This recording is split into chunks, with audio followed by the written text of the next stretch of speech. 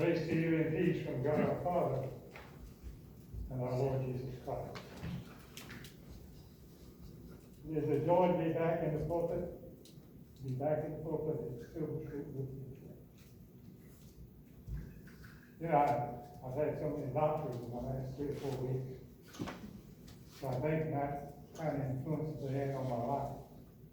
The thing about my doctor today, he said to me, if you're going up to Silver Street, you can go up there and sit and worship the congregation, but don't you get out and preach. I don't know what that meant, other than the fact that I had to be careful. I'm going to be careful up there while I do that.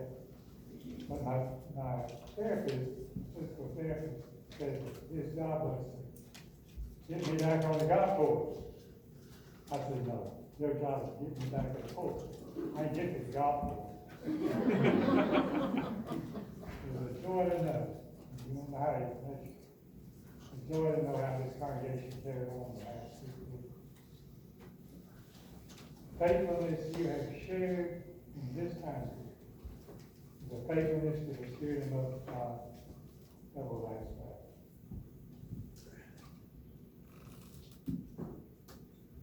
You know God is good. He really is good. The world in which we live is very good. But when I look at the news every evening and listen to what is said there, I look at what's going on in the world and I find as much wreckage over here as I find over here. I really ask myself the question, is God good? Is the world good? Yet every time I ask that question, I come up with the answer, yes, the world is good and God is good. It's interesting as I was observing TV one evening, started with TV news, and they were asking people what they thought about what was happening. And was it bad or good or whatever. And one man they asked went through a litany of things that he thinks happen or will happen. But he ended up by saying, God's grace is great. When we're confronted with issues in life, God's grace is great. What we need to understand in order to let the light shine in our own lives, what it means to know that God's grace is holding us together. I look at the world in which we live and I see across the world what shape the world is in. The world is in light of what we do in terms of our daily life. We can see where the past week, a young 25-year-old shot and killed 2 girls. We can see this past week where, when all of that happens, we find out where one of the early trainers, or first line workers, was shot and killed on the way to work. And I look at those issues the world over, I think to myself, aren't we smart enough in the church to get some answers? I look at all this intelligence as I'm with the group PGD. Great with pastors, they got a lot of intelligence. But I ask questions, how did we get to that? Let me just leave one thought for a moment. Let's think for a moment to the concept. Has Christ already come the second time?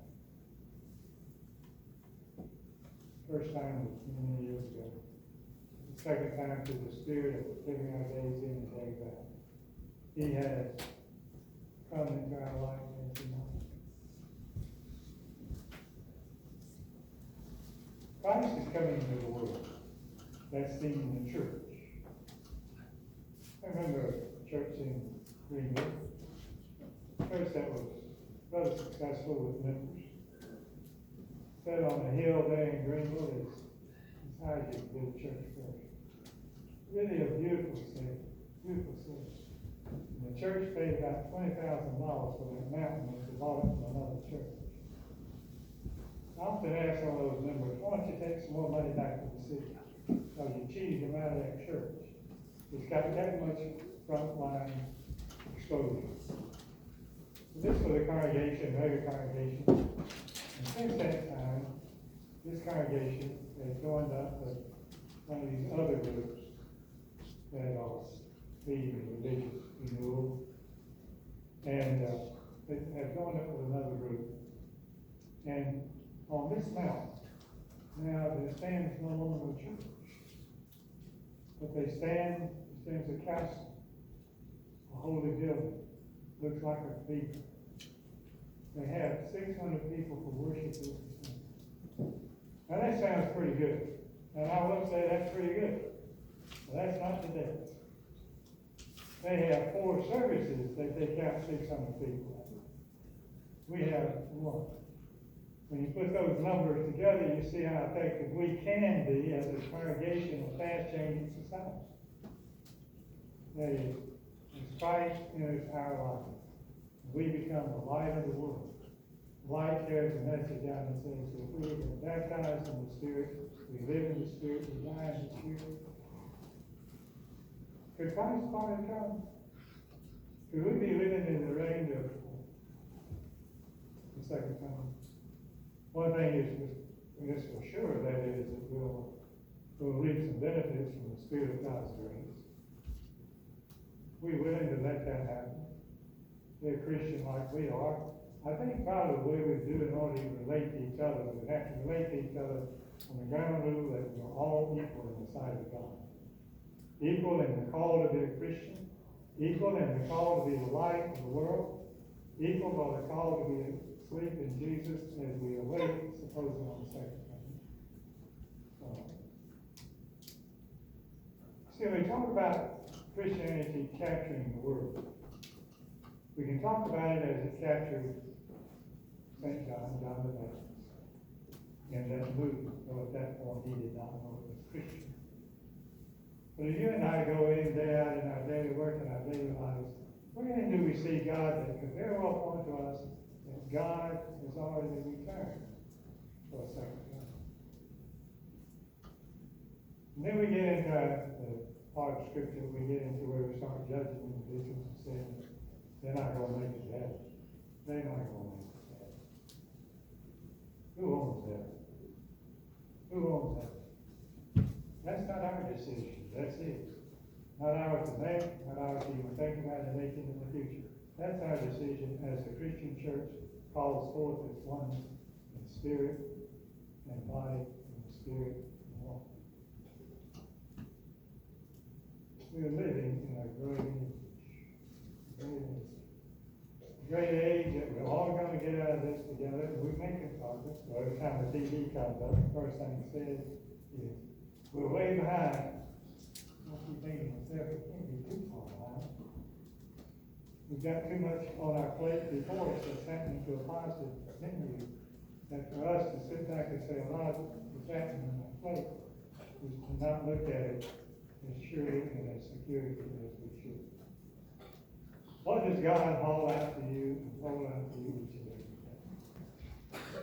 Lighting of the third candle is a candle of joy. There is a candle of joy. Joy that we think about not in terms of that joy that is always out in front of us. The joy that comes to us when the issues of life come.